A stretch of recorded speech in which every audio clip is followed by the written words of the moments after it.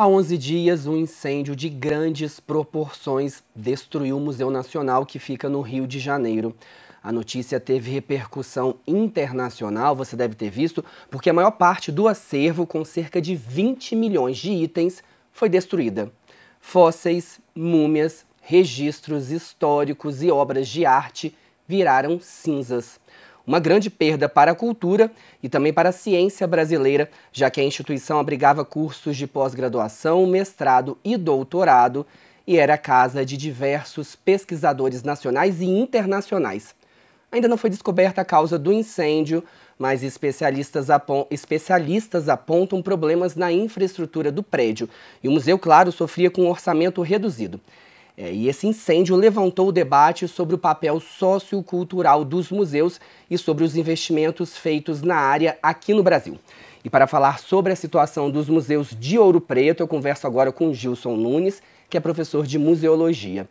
Professor, obrigado pela participação aqui no Plano Aberto. É um prazer estar aqui na TV UFOP.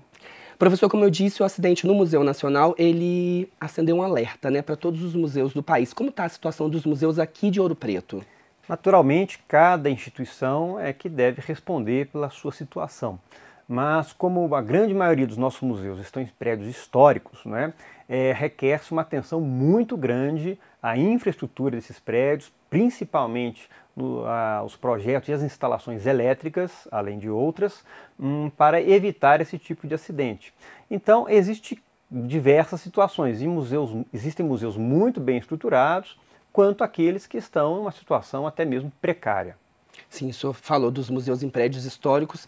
Ao todo são 13 museus em Ouro Preto, 11 estão em prédios históricos. É possível conciliar as determinações do IPHAN, da preservação do patrimônio, com o que é exigido pela segurança desses prédios? Na verdade, quando você tem um prédio histórico, a obrigação de preservar esse prédio aumenta em muito. Você tem um compromisso com a sociedade brasileira em fazê-lo. Então, um prédio histórico requer mais cuidado, mais atenção, mais projeto, mais investimento e manutenção para mantê-lo livre de acidentes, como que infelizmente ocorreu no Museu Nacional, fruto aí de falta de investimentos de sucessivos governos federais. Sim, sobre investimento, como que estão os museus aqui de Ouro Preto? Estão sofrendo também com isso? Cada instituição tem uma determinada realidade, mas num panorama médio, eu diria que os museus no Brasil estão tendo uma diminuição de investimento direto, como a área da cultura, a área da educação como um todo. Temos sofrido muito fortemente essa queda de investimento e isso tem dificultado a manutenção e às vezes até o funcionamento de alguns museus. Funcionamento, o Museu das Reduções, que fica em Amarantina, está fechado desde 2016, Exatamente, porque o museu não foi capaz, não teve condições de captar projetos por meio de lei de incentivo de possíveis patrocinadores para bancar o museu e o número de visitantes que pagavam os ingressos não foi suficiente para manter as contas de museu. Museu, centro cultural, normalmente é um equipamento caro, que requer investimento da sua instituição mantenedora, seja o governo ou seja alguma instituição privada. Sim, professor, vamos falar sobre o número de visitantes a essas instituições aqui no país. A BBC Brasil fez um levantamento que mostra o número de visitantes brasileiros a 2 museus.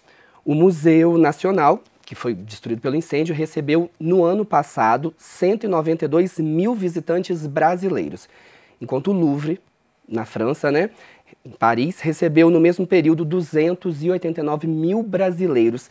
Por que o brasileiro visita tão pouco essas instituições, esses locais? Primeiro que o Brasil tem poucas instituições culturais, São apenas 3.500 museus. Por que eu digo apenas 3.500 museus no Brasil? Porque os Estados Unidos, que tem uma população um pouco maior do que a nossa, cerca de 50%, tem mais de 6.000 museus. Então, na verdade, nós, enquanto nação, enquanto sociedade, investimos pouco em educação, em cultura, em ciência e tecnologia. Então, não está no horizonte médio das nossas famílias em aproveitar, por exemplo, um final de semana, um ambiente cultural, seja um museu, seja um centro cultural. Existem limitações econômicas. Imagine uma família que é excluída do centro de uma grande cidade, o pai levar a sua mulher e seus filhos para um determinado museu no centro, ainda que o museu seja de graça, mas vai ter o custo de transporte, um custo de alimentação. Então toda essa estrutura dificulta o acesso da população. Apesar de que os museus têm, cada um na sua atividade, procurado reverter esse quadro, procurado estabelecer programas para atrair público. E por fim, comparar qualquer museu do mundo com o Museu do Louvre é uma competição desleal, porque o Museu do Louvre é o museu mais visitado no mundo. O Louvre recebe aproximadamente 10 milhões de visitantes por ano, enquanto o Brasil, que é um país, recebe de turistas estrangeiros por volta de 6 milhões. Então, se você faz essa análise, o Brasil inteiro está perdendo para o Museu do Louvre. Sim, é verdade, né? Uma comparação cruel, né? Exatamente. Professor, falando então nessa questão do incentivo no incentivo para o brasileiro a ir conhecer essas instituições, a visitar os museus, começa na próxima segunda-feira a 12ª edição da Primavera de Museus. Me embolei aqui. O evento ele busca justamente isso, levar o brasileiro para conhecer essas instituições, promove atividades especiais em museus de todo o país. Qual a importância da Primavera dos Museus? Pois é, a Primavera dos Museus é um evento que o extinto Instituto Brasileiro de Museus organizava. É uma pena que esse instituto tenha sido extinguido, e então ele visa dar visibilidade aos museus para a sociedade, para a mídia, para que as pessoas conheçam essas instituições, passem a visitar essas instituições e incorporem a prática de visitar um museu, de aproveitar uma instituição cultural na formação desta pessoa enquanto cidadã. Então é um evento muito importante, a Primavera dos Museus no segundo semestre e a Semana de Museus por volta do dia 18 de maio no primeiro semestre. Ouro Preto, certamente, o sistema de museus, com seus museus, estão aí planejando uma programação dentro da realidade econômica, o que é possível ser feito, mas gostariam muito que a população da cidade participasse dessas atividades, quase todas gratuitas.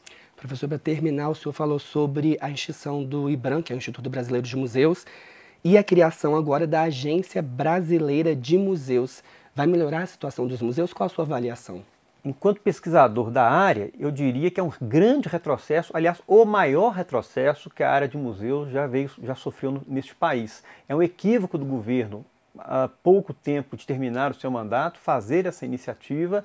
Isso, acredito, vai diminuir o número de recursos públicos ou privados para os museus e, principalmente, vai tirar uma instância de articulação, de discussão de uma política de museus. É preciso dizer que na área da cultura tudo deve ser conversado, dialogado, não é? E essa agência foi criada exatamente num processo inverso a esse, de forma sem diálogo, de cima para baixo, sem ouvir o setor. Muito diferente do que houve há alguns anos atrás, quando foi instituída a Política Nacional de Museus, que melhorou todos os índices no setor de museus. Ok, professor, muito obrigado pela sua participação aqui no Plano Aberto. É um prazer contribuir. E vale reforçar, como o professor Gilson falou aqui, que a Primavera dos Museus começa no dia 17 e segue até o dia 23 de setembro. Diversas atividades vão ser realizadas nos museus de Ouro Preto e Mariana. Para conferir toda a programação, é só acessar a página do Sistema de Museus na internet. Ouro Preto é uma cidade relativamente pequena, os museus ficam próximos uns dos outros. É fácil visitar os museus aqui da cidade, né, professor? Prestigiar esse evento. Acho que é um compromisso da população de Ouro Preto de aproveitar os museus que a cidade oferece. Isso mesmo. Obrigado mais uma vez.